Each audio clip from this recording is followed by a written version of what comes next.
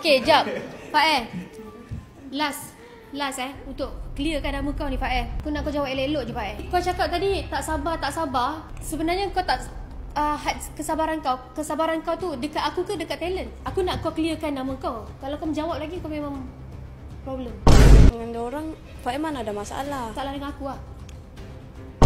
Dengan aku ke? Part mana tu? Sebab Fael kadang-kadang tengok Kak Bella macam tak suka Fael. Kalau aku cakap dengan Abang Alif, buang kau macam mana?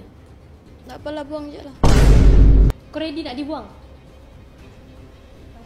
Buat aku? Bukan sebab talent? Memang Kak Bella mesti dibuangkan. Apa dia Fael? Memang Kak Bella mesti dibuangkan. Okay.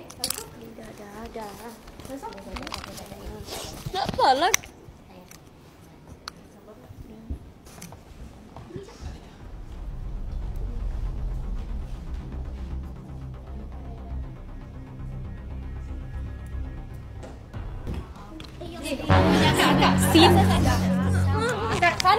Sana. Tak mau. Sini Fael.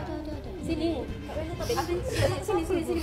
Kalau buka Kak Bella nampak benci. Aku tak benci siapa-siapa lah. Bangun. Bangun. Sabar. Cakap slow. Jangan ego. Cakap slow. Dia tahu. Cakap slow. Benda betul kan? Dah go. Cakap slow. Iya, korang duduk.